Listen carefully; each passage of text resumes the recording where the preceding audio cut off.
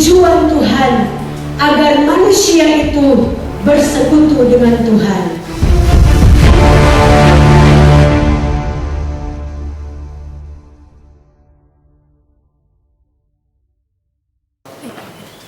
Salam sejahtera di dalam Tuhan kita Yesus Kristus.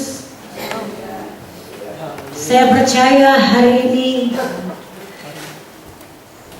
semua ada dalam sukacitanya Tuhan.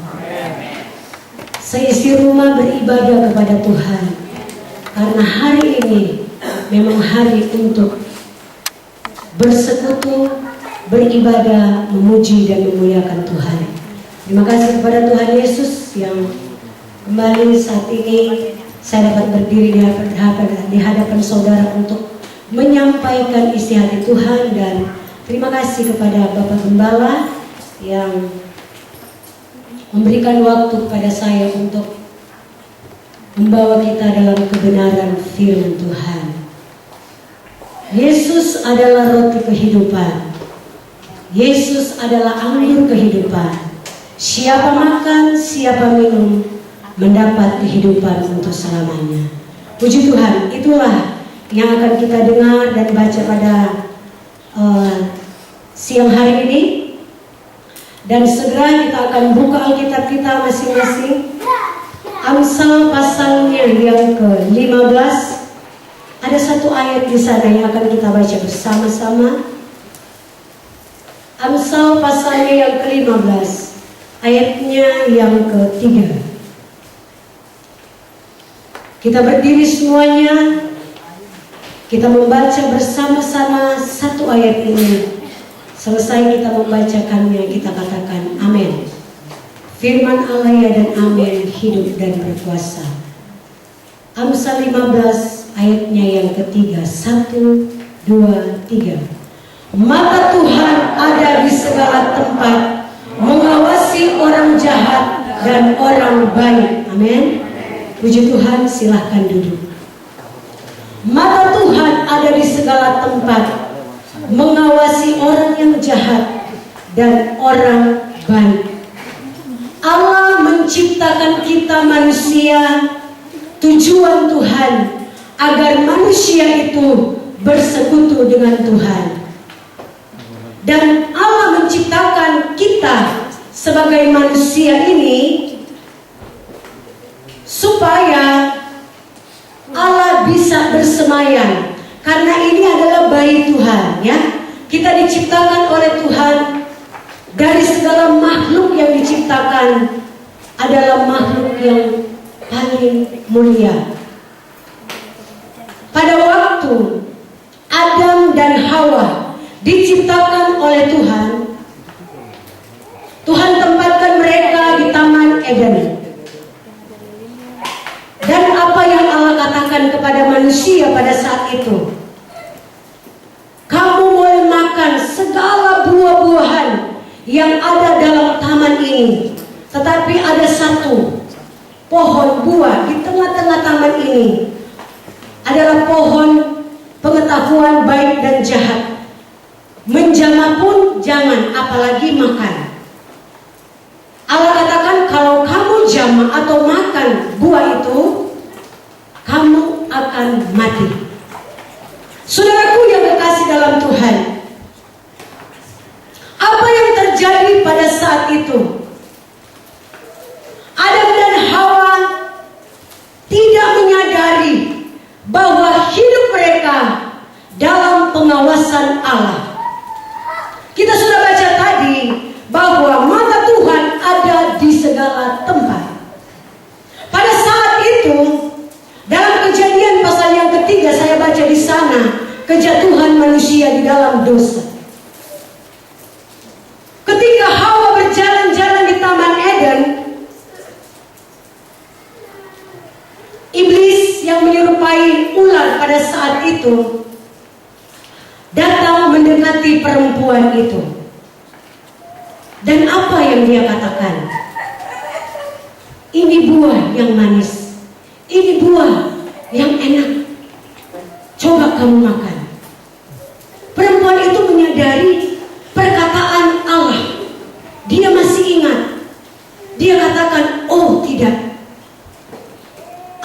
sudah berpesan kepada kami bahwa kami tidak boleh makan buah yang dilarang ini. Menjamah pun tidak, apalagi makan. Kami akan mati. Apa yang iblis katakan? Tidak. Kalau kamu makan buah ini, kamu akan menjadi seperti Allah. Iblis memutarkan kebenaran firman Tuhan. Iblis memutarbalikkan firman Allah, perkataan Tuhan. Dan wanita ini, firman Allah berkata, dia melihat buah ini sangat menarik, sangat indah di pemandangannya, dan sedap untuk dimakan, kata firman Tuhan. Karena setan, iblis, ular berkata bahwa kalau kamu makan, kamu akan menjadi seperti Allah. Apa yang terjadi, saudaraku yang kasih dalam Tuhan? Wanita ini langsung memakan buah itu, dan dia memberikannya kepada Adam sebagai suaminya. Dan Adam ini tanpa pikir-pikir panjang, dia tidak ingat lagi perkataan Allah bahwa buah itu jangan dimakan, dilarang oleh Allah yang sudah menjadikannya. Tanpa pikir panjang, dasar ini Adam ini sangat mengasihi Hawa sebagai istrinya. Dia nggak pikir-pikir panjang. Firman Tuhan yang saya baca di sana bahwa dia langsung ambil buah itu dari tangan istrinya atau Hawa, dia langsung makan. Apa yang terjadi di sana, saudaraku yang kasih dalam Tuhan? Allah melihat apa yang dilakukan oleh Hawa dan Adam pada saat itu. Dan firman Tuhan berkata, Allah datang di taman itu dan Adam mendengar langkah kaki Allah. Saya bisa membayangkan bagaimana Allah masuk di taman Eden dan kakinya itu, langkahnya didengar oleh Adam dan Hawa. Mereka mendengar bahwa Allah ada. Dan apa yang terjadi? Mereka sadar bahwa mereka sudah melanggar perintah Tuhan, dan mereka baru menyadari mereka hukuman Tuhan dalam keadaan telanjang pada saat itu. Karena mereka dalam keadaan telanjang, mereka bersembunyi. Mereka tidak tahu apa yang mereka perbuat. Ada dalam pengawasannya Allah. Mereka bersembunyi. Ya, dikatakan mereka mengambil daun menutupi tubuh mereka karena mereka sudah dalam keadaan telanjang. Kenapa, saudaraku yang kekasih dalam Tuhan, ini terjadi? Karena mereka melanggar perintah Tuhan. Dan Tuhan melihat apa yang dilakukan oleh Adam dan Hawa. Suara terdengar di telinga Adam dan Hawa, memanggil nama, Adam, di manakah engkau? Adam, di manakah engkau? Manusia pada saat itu bersembunyi dari perbuatannya yang salah. Allah melihat perbuatannya yang sudah melanggar firman Tuhan. Pada akhirnya mereka didapati oleh Allah dalam keadaan yang memalukan.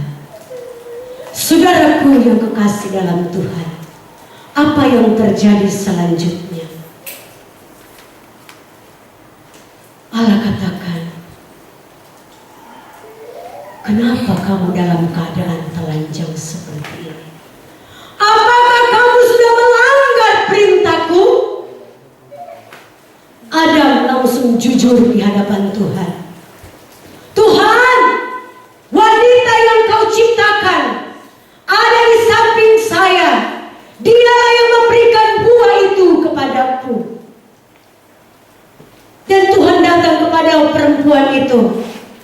Hai perempuan, kenapa kamu mengambil buah itu yang sudah kularang? Bukankah saya sudah katakan jangan makan, jangan jamah buah itu? Apa yang wanita itu katakan? Tuhan, ular itu yang menggoda saya. Dikatakan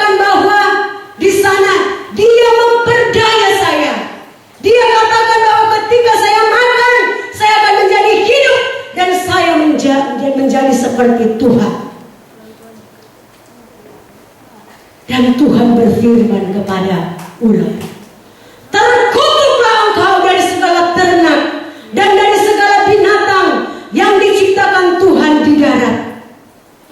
Engkau akan berjalan dengan perutmu dan makananmu debu tanah sampai selama-lamanya. Dan Adam pun menerima hukuman daripada Allah. Engkau harus berjerih lelah, mengolah tanah, engkau harus berkeringat, dan dari hasil tanah tumbuh-tumbuhan akan menjadi makanan kamu seumur hidup. Dan hukuman Tuhan juga datang kepada perempuan itu. Engkau akan susah melahirkan, bersalin, akan banyak mengalami penderitaan. Jadi setiap pelanggaran ada hukumnya, saudara. Kita sebagai manusia, kita tarik di dalam diri kita. Kadang-kadang kita lupa bahwa hidup ini adalah kediaman Allah. Kadang-kadang kita lupa Allah menjadikan kita untuk bersekutu dengan Tuhan. Allah menjadikan kita untuk tinggal di dalam firman Tuhan.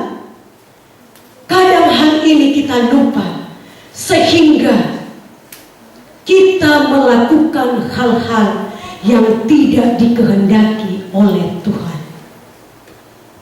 Maka Tuhan melihat setiap perbuatan manusia. Mungkin istri, oh suami saya nggak lihat, anak-anak saya nggak lihat ketika saya mulai menyimpang. Tetapi kita lupa ada sepasang mata yang melihat setiap perbuatan kita. Mungkin juga suami, istri saya jauh dari saya, tidak bersama, tidak di samping saya. Anak-anak, keluarga, orang tua saya tidak melihat saya.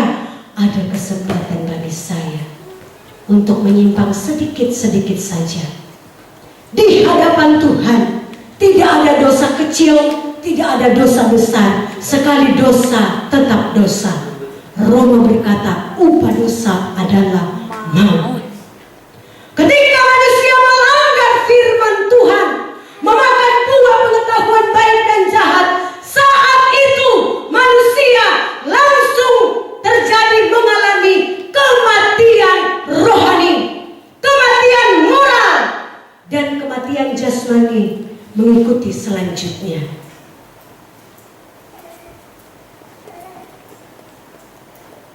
Tidak menyadari bahwa kebenaran firman Tuhan membawa kita pada satu tempat yang senang, pada satu tempat yang kekal. Firman Allah berbicara tentang keselamatan. Firman Tuhan berbicara tentang penghakiman. Firman Tuhan berbicara tentang dosa. Dan firman Tuhan berbicara tentang berkat, berbicara tentang kutuk. Semuanya dibahas dalam kebenaran firman Allah. Banyak orang jatuh bangun di dalam dosa, dan rohani mereka tidak pernah bertumbuh jalan di tempat. Kenapa? Selalu meragukan kebenaran firman Tuhan. Tidak lama lagi kita akan mengakhiri tahun ini. Tinggal 1 bulan lebih, 2018 akan pergi dan berlalu. Kita sambut 2019. Mulai bulan Januari sampai saat ini, perbuatan-perbuatan apa yang kita sudah lakukan di hadapan Tuhan untuk menyenangkan Tuhan, untuk menyukakan Tuhan? Ya. Rahasia bagi kita, saudara, hidup ini. Pada awal kami membuka pelayanan, kami tinggal dipetakan di Karyawan 4. Berdoa menyembah Tuhan setiap hari. Malam-malam kami doa semalaman suami istri. Kadang-kadang kami ambil doa berantai. 2 jam saya, berikut 2 jam suami. Nanti pagi-pagi sudah pagi kami doa bersama-sama. Kami tidak tahu apa yang akan terjadi di depan. Tetapi yang kami tahu, ketika kami ada dalam hadirat Tuhan, maka ada kemenangan, ada pengharapan yang Tuhan berikan.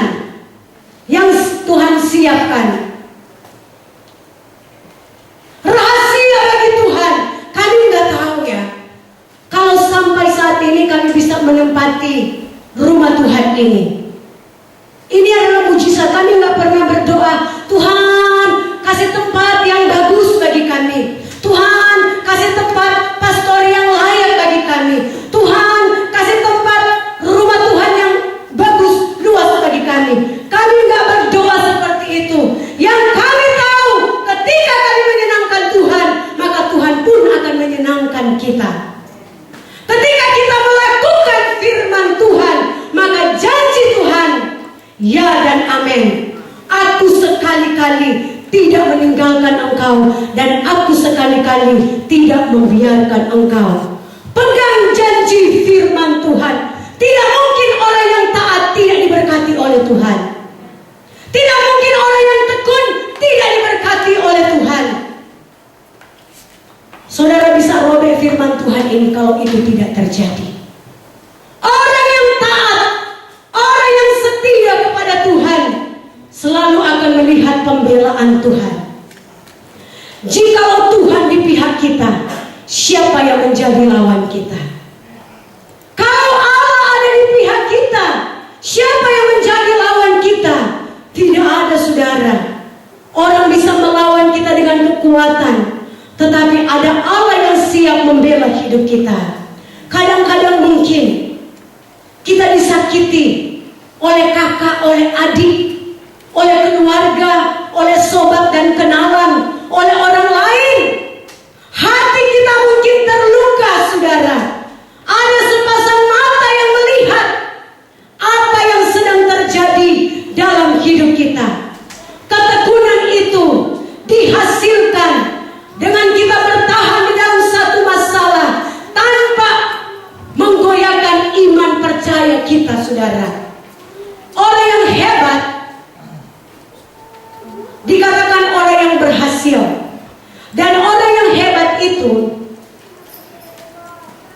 timbul melalui apa, saudara? Penderitaan. Orang yang hebat dan berhasil melalui proses dibentuk begitu rupa.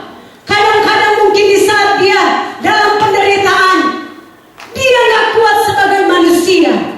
Tetapi orang-orang yang hebat diproses, dibentuk melalui air mata, kesusahan, penderitaan. Ini adalah orang-orang yang hebat, tetap ada di dalam hadirat Tuhan. Ya, kalau mau dipikir-pikir mungkin secara manusia, saudara, kita tidak ada sampai hari ini kalau bukan Tuhan yang menolong kita.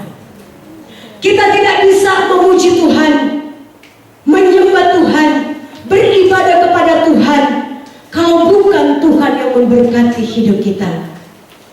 Saya percaya rata-rata kita di sini sudah banyak mengalami mujizat Tuhan. Amin.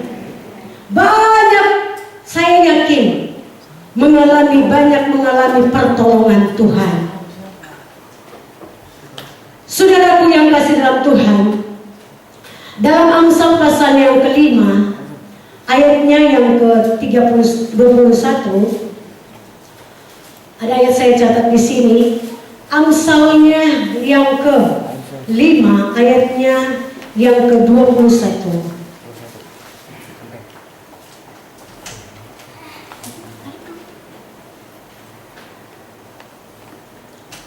Kita baca dengan iman. 1, 2, 3. Karena segala jalan orang terbuka di depan mata Tuhan, dan segala langkah orang diawasinya. Amin. Luar biasa firman Tuhan, ya. Kenapa ayat-ayat ini ada dalam firman Tuhan? Tuhan menginginkan supaya hidup ini benar-benar menyenangkan Tuhan. Hidup ini benar-benar mempermuliakan nama Tuhan. Karena segala jalan orang terbuka di mata Tuhan,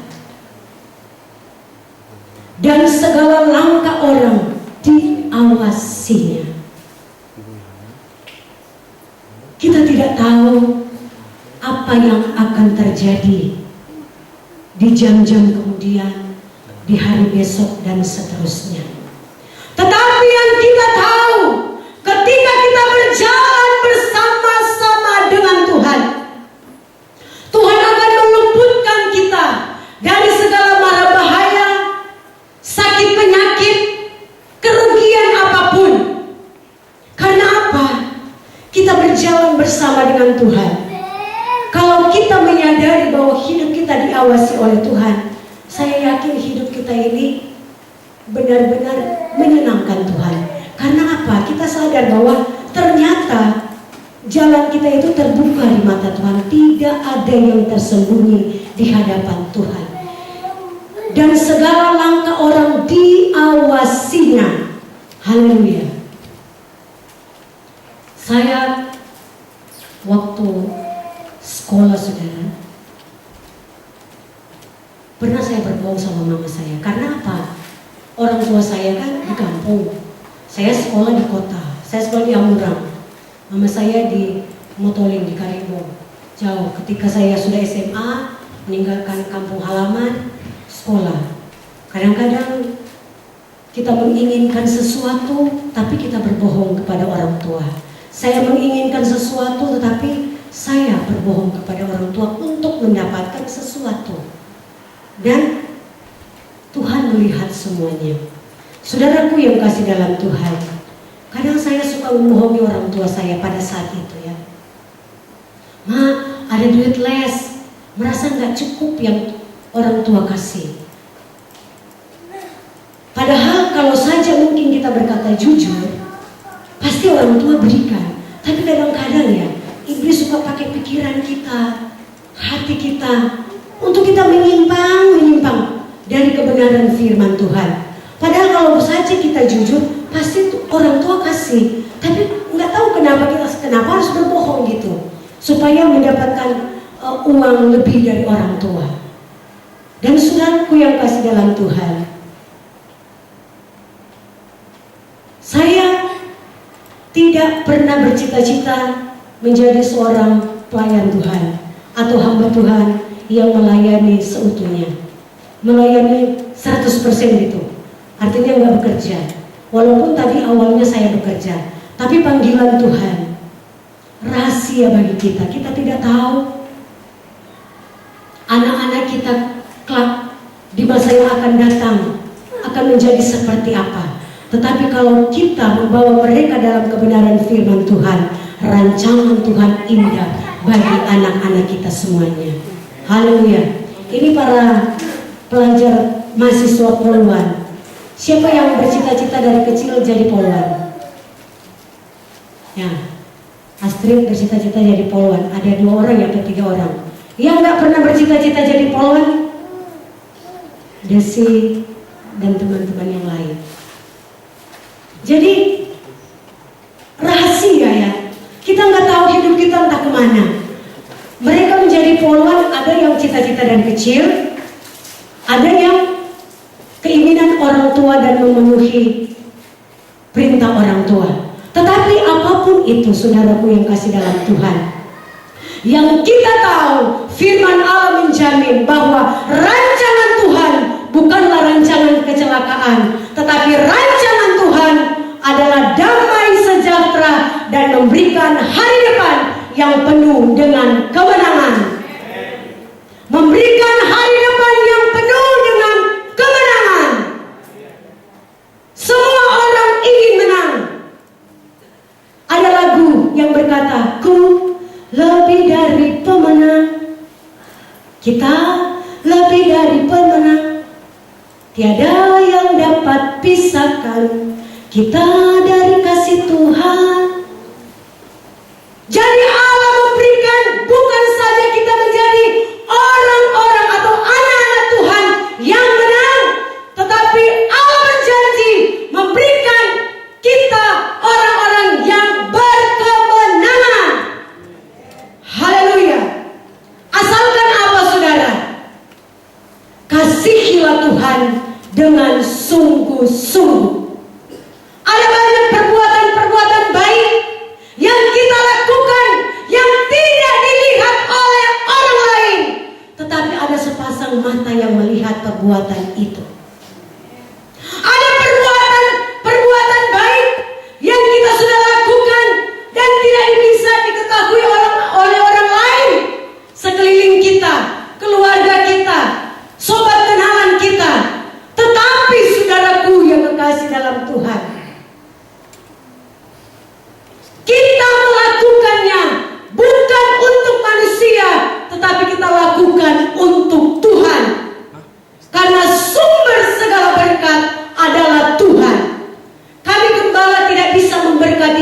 jemaat Tuhan. Tetapi kami hanya berdoa siang dan malam.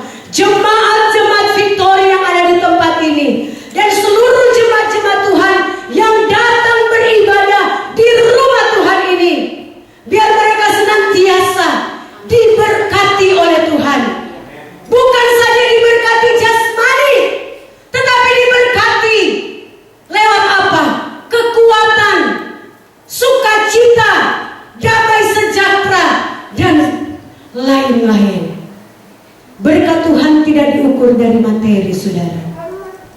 Kami tidak bisa memberikan uang kepada jemaat-jemaat Tuhan yang melayani Tuhan di tempat ini, karena kami tahu jemaat-jemaat Tuhan yang melayani Tuhan itu adalah talenta karunia dari Tuhan. Tuhan memperlengkapi jemaat-jemaat Tuhan menjadi gereja Tuhan yang sempurna. Ya,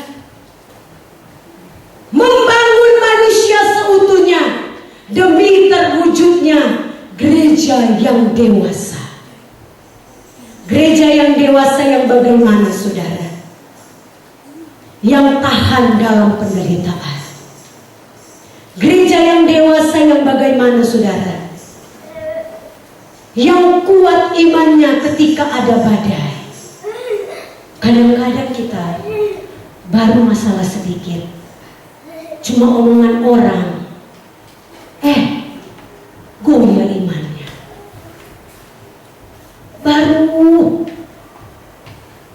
belum gelombang yang besar, saudara. Bagaimana dengan Ayub?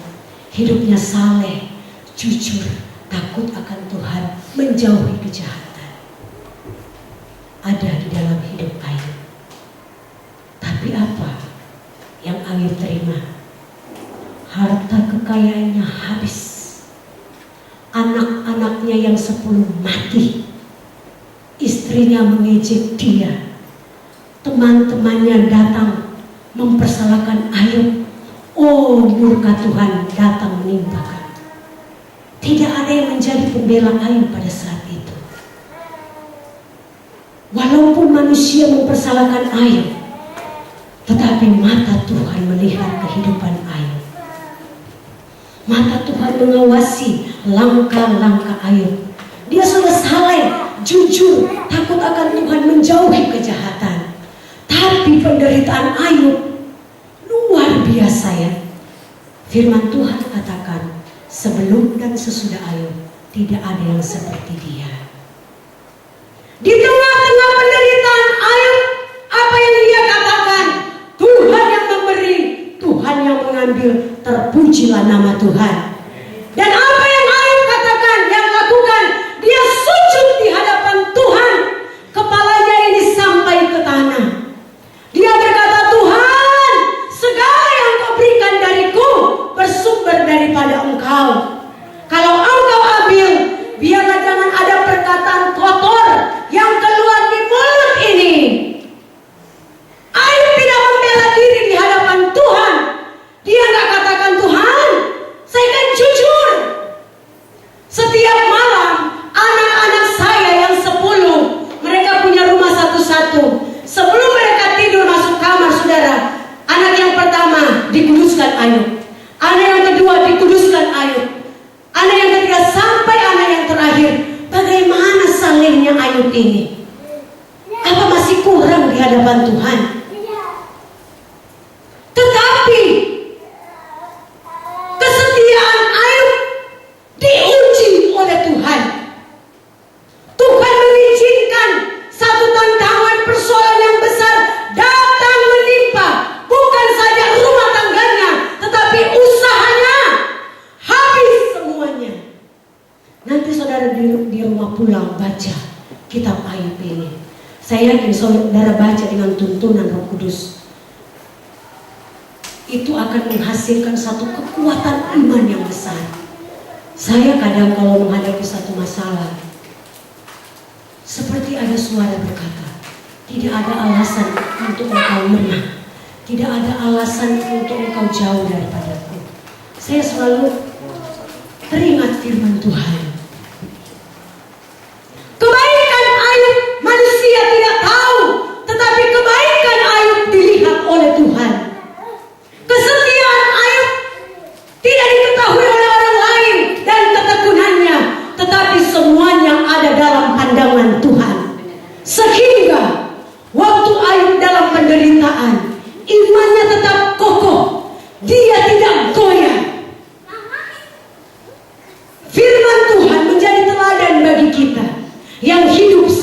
ini, supaya di hari-hari ke depan apapun yang terjadi,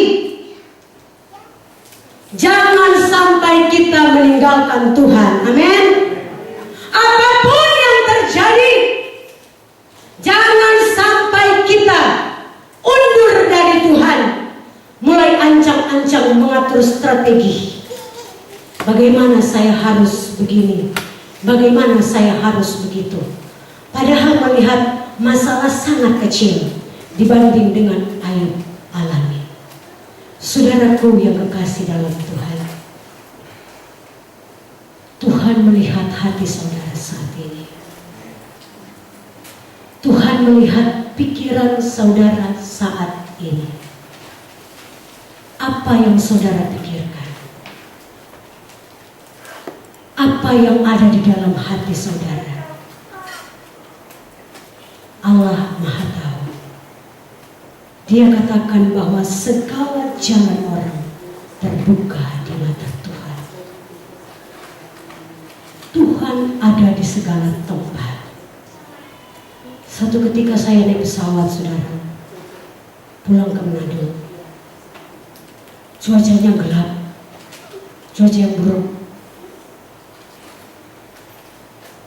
Dikatakan bahwa kita lagi mengalami cuaca yang buruk. Pakai semua sabut, tidak ada yang jalan-jalan. Saya bawa Alkitab, saudara. Saya baca. Pas saya buka Alkitab, saya lupa di Mazmur berapa itu. Ketika engkau duduk, Tuhan ada. Ketika engkau berdiri, Tuhan ada. Dimanapun engkau berada, Tuhan ada. Saya kuat, saudara. Semakin gelap, saya buka jendelanya. Wow, gelap sekali. Terang sedikit pun gak ada. Memang cuaca lagi buruk. Pesawatnya seperti jalan di batu-batu. Tapi ketakutan saya hilang sekejap. Karena apa? Tuhan berfirman kepada saya lewat firman-Nya pada saat itu. Tuhan menjaga engkau baik siang maupun malam. Ketika engkau dalam perjalanan, saya ada. Ketika engkau berdiri, saya ada. Dimanapun engkau, saya ada. Iman saya bangkit. Haleluya. Saya yakin Tuhan ada di tempat ini. Pada waktu dikatakan pesawat itu sudah ini, saudara, goncang. Sebelum saya baca Alkitab, saudara, saya berdoa, Tuhan, tolong semua baut-baut yang kecil pun dalam pesawat ini dalam pengawasan Tuhan. Tolong Tuhan, tolong Tuhan, tolong Tuhan. Dan saya ingat saya bawa Alkitab. Alkitab saya nggak taruh di koper, saya taruh di tas yang di tas supaya bisa duduk bawa. Saya baca, Allah hadir di mana-mana. Jadi anak-anak Tuhan, sekalipun dalam badai yang menakutkan sekalipun, kalau Tuhan ada di sana, kita tidak perlu takut. Karena hidup kita dalam tangan Tuhan. Haleluya. Saudara-saudaraku yang kasih dalam Tuhan, Mazmur pasal yang ke-14, ayatnya yang kedua. Kita baca bersama-sama ayat ini. Saya rindu sekali kita selalu membaca bersama ayat-ayat ini. Karena dalam Wahyu pasal 3 di sana, berbahagialah orang-orang yang membaca firman. Jadi orang-orang yang membaca firman Tuhan, orang-orang yang berbahagia. Haleluya. Mazmur 14 ayatnya yang kedua.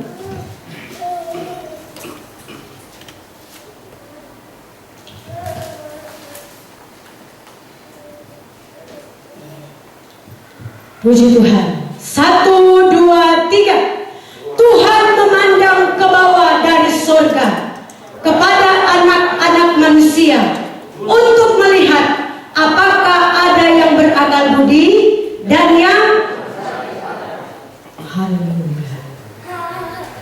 Ternyata siang dan malam Tuhan memandang dari surga melihat anak-anak manusia, apakah ada yang berakal budi dan yang mencari Allah.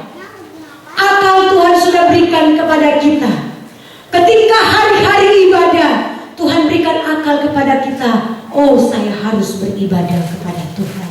Karena hidup ini adalah pemberian Tuhan. Saya harus datang kepada Tuhan. Ketika ada jam-jam doa, baik kepada kita, berpikir yang baik. Oh, saya harus datang berdoa kepada Tuhan. Tuhan sudah melindungi anak-anak saya, rumah tangga saya, pekerjaan saya. Waktu ini saya mau bersekutu dengan Tuhan. Tuhan mencari orang-orang yang punya akal budi yang baik. Tuhan mencari orang-orang yang mencari Tuhan. Haleluya. Saya bersyukur ya. Doa Kamis di tempat ini setiap minggu, kami selalu merasakan kehadiran Tuhan. Sehingga Tuhan selalu memakai jemaat Tuhan. Ada karunia-karunia yang Tuhan tambah-tambahkan. Tuhan berikan karunia untuk menyampaikan isi hati Tuhan. Ketika Roh Kudus sudah mulai bekerja, Tuhan pakai. Aku berkata kepada kamu, hai anak-anakku, sembahlah aku dengan hati yang tulus. Aku tahu apa yang ada di dalam hatimu. Ini penyataan Roh Kudus Kamis yang lalu.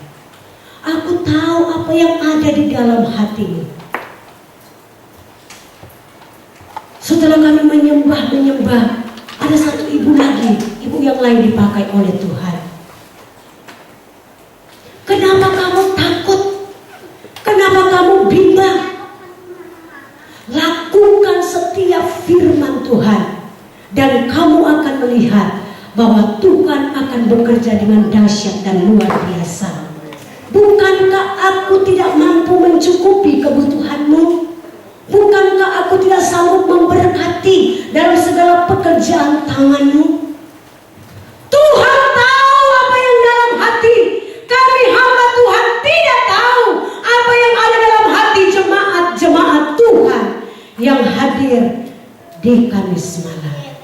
Tetapi Allah yang menciptakan manusia, Dialah juru selamat kita, Dialah pembela kita, meneguhkan iman jemaat-jemaat Tuhan. Kenapa Tuhan selalu berbicara, saudara? Supaya kita manusia ini sadar dan bertobat. Harus ada perubahan hidup setiap hari. Jangan dari tahun ke tahun iman rohani kita jalan di tempat, tidak maju, tidak mundur, jalan di tempat. Tetapi Allah mau kita menjadi manusia rohani yang semakin hari semakin diperbaharui, ya, semakin hari semakin diubahkan, bukan semakin hari semakin mencari kesalahan orang lain. Saudara, awalnya Bapak Gembala bilang sama saya, nanti hari Kamis, minggu kamu melayani ya. Oke, hari Senin itu saya baca Alkitab. Tiba-tiba saya sudah mempersiapkan apa yang harus saya sampaikan. Tapi waktu doa Kamis, selesai berdoa, saya belajar firman Tuhan, ayat-ayat ini yang datang, tidak yang saya siapkan, saudara. Saya belajar yang tahu-taunya yang setelah doa Kamis itu saya baca Alkitab. Saya buka-buka Amsal di Mazmur.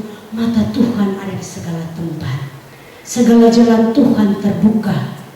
Tuhan memandang ke bawah dari surga melihat, adakah orang-orang yang mencari Tuhan dengan berakal budi.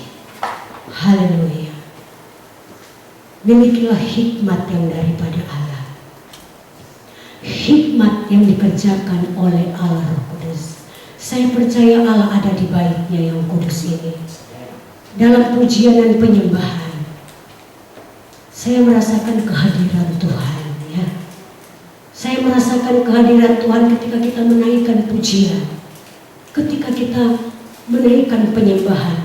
Karena apa, saudara?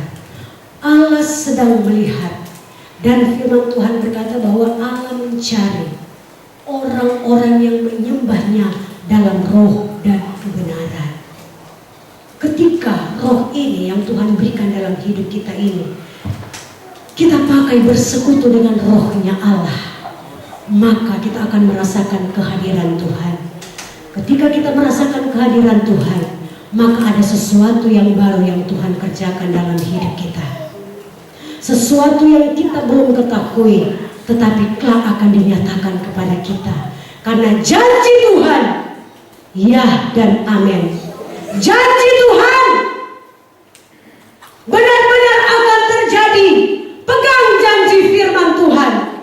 Dan selanjutnya saudara, pada waktu kami berdoa kepada Tuhan, waktu dipetakan, saya bilang sama suami saya, mungkin kita pindah petakan yang lebih bagus di depan keuangan, kompleks keuangan, ada yang baru bangun situ. Tapi imannya Bapak Gembala, kita nggak mau pindah dari petak ke petak, kita harus masuk ke kompleks metro ini maksudnya. Puji Tuhan saudara, dengan karya Tuhan yang hebat dan luar biasa, banyak anak-anak Tuhan yang bertemu dengan kami dan dipakai oleh Allah menjadi saluran berkat untuk kami masuk di metro ini. Sebelum ada pelayanan, kami sudah mulai doa semalaman. Dan sampai mulai pelayanan, pas ada kontrakan di Blok N yang ditempati oleh Bapak Monte sekarang, di Blok N sana kami kontrak. Harga kontrak pada saat itu tahun 2000 berapa ya, saya lupa, 2002 atau 2003 ya, 5 juta. Dan sepanjang kami kontrak di sana hanya 7 tahun kurang lebih, tetap cuma naik 1 kali 6 juta. Dan diteruskan karena Tuhan kasih tempat ini. Awalnya ini tanah yang kosong, bangunan belum ada bangunan, beli tanah. Dan waktu sudah selesai dibangun dengan mujizat Tuhan saudara, sampai sekarang Bapak Monte itu kontrak berapa Pak? Per tahun 7 juta per tahun Bapak Monte kontrak yang awalnya kami tempatnya di sana. Sangat murah saudara, 10 juta aja setahun gak ada dapat di sini. Nah saudaraku yang kasih dalam Tuhan, waktu rumah Tuhan ini dibangun 2012 mulai bulan 2, saya tidak salah waktu itu, mulai bulan 2 Februari Desember tempat ini selesai. Tanggal 12 bulan 12 2012 kami masuk di tempat ini. Pada waktu bangunan ini sudah selesai, kami bingung saudara. Bukan bingung khawatir, tapi kontraktor bilang begini, Pak, rumah ininya sudah selesai. Wah, bagaimana ya? Baru telepon Bapak donatur, Pak Siman, Pak bangunannya sudah selesai gimana? Ya sudah, rumah itu rumah Tuhan kan dibangun sudah dengan pastori untuk Bapak. Bu, untuk siapa lagi yang tinggal di situ? Kami nggak langsung senang oke saudara. Dalam hati gimana? Kan harus padat juga yang membangun ini. Walaupun memang tempat ini sudah dibangun untuk tempat kita beribadah dan tempat keluarga hamba Tuhan. Pak, rumahnya sudah selesai, tempat ibadahnya pastori. Ya sudah, Bapak masuk saja. Kami pikir kan Bapak itu mau datang, Pak Sinu mau datang dan berbicara, tapi ternyata ini. Saudaraku yang kasih dalam Tuhan, apa yang tidak pernah dipikirkan, apa yang tidak pernah dilihat oleh mata, dan apa yang tidak pernah timbul di dalam hati, Allah sediakan bagi mereka yang mengasihi Dia. Saya percaya dan terlalu yakin, orang-orang yang taat dan setia akan menikmati rancangan-rancangan Tuhan yang luar biasa. 3 tahun garasi nggak punya mobil. Setiap orang, teman-teman hamba Tuhan, kalau ada pertemuan wilayah datang ibadah di sini, wah masih karisma melulu katanya. Ini parkir kok belum ada mobil sudah 3 tahun. Percaya sudah kredit saja katanya. Aduh kredit, enggak lah. Waktunya Tuhan adalah waktu yang terindah. Kami katakan jangan memaksakan kehendak.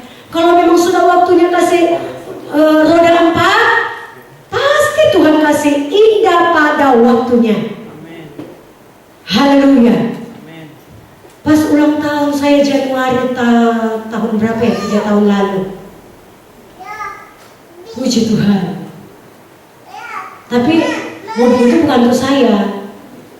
Walaupun di Januari datangnya bersama sama Pak Gembala. Wah, ini mobil kado untuk saya dong. Januari ini tanggal 28. Bang Gembala bilang, ya sudah punya kamu aja. Tapi saya nggak tahu nyetir. Saya nggak tahu nyetir.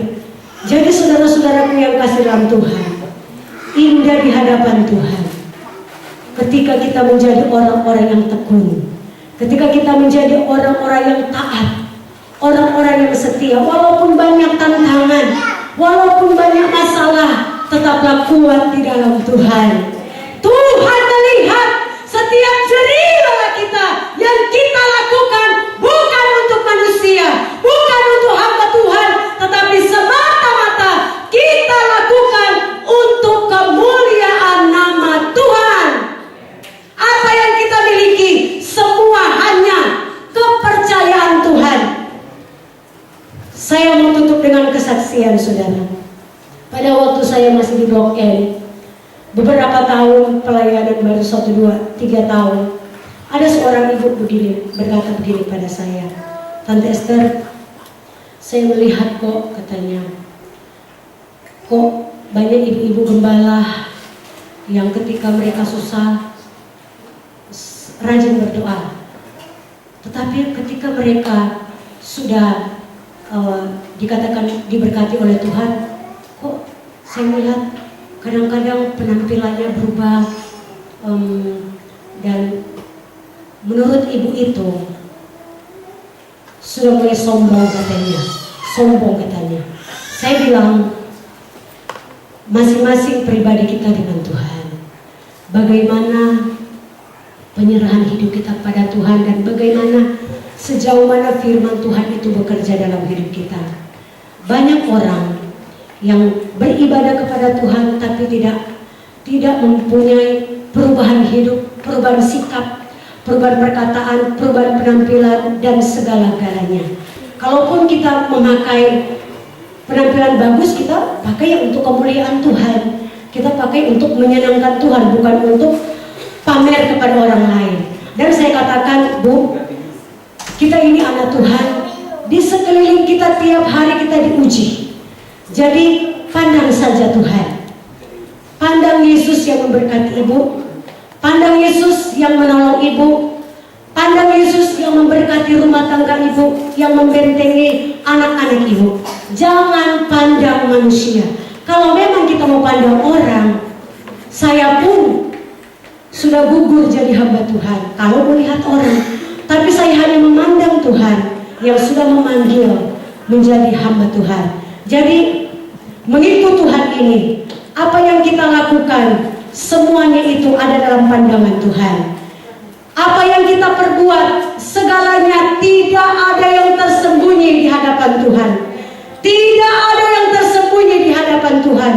Karena memang hidup kita ini, apa yang kita lakukan, lakukanlah dengan segenap hati. Saya percaya setiap perbuatan-perbuatan baik, pengiringan kita, ketaatan kita kepada Tuhan, pasti dilihat oleh Tuhan. Ayatnya yang penutup, kita buka dalam Kolose pasalnya yang ketiga. Kita akhiri dengan Kolose pasal yang ketiga. Kolose pasalnya yang ketiga, ayatnya yang kelima.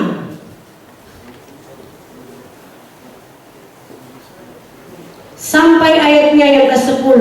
5 ayat kita baca bersama-sama. 1, 2, 3. Manusia baru. Karena itu, matikanlah dalam dirimu segala sesuatu yang duniawi, yaitu percabulan, kenajisan, hawa nafsu, nafsu jahat, dan juga keserakahan yang sama dengan penyembahan berhala. Semuanya itu mendatangkan murka Allah atas orang-orang durhaka. Dahulu kamu juga melakukan hal-hal itu ketika kamu hidup di dalamnya.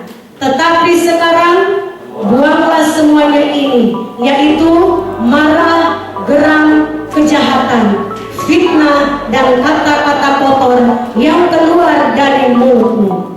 Jangan lagi kamu saling mendustai, karena kamu telah meninggalkan manusia lama serta kelakuannya, dan telah mengenakan manusia baru yang terus-menerus diperbaharui untuk memperoleh pengetahuan yang benar menurut gambar Kaliknya.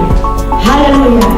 Kita menjadi manusia-manusia yang semakin hari semakin diperbaharui oleh Tuhan Yesus, sehingga kita semakin sempurna dan bertemu dengan Tuhan. Haleluya.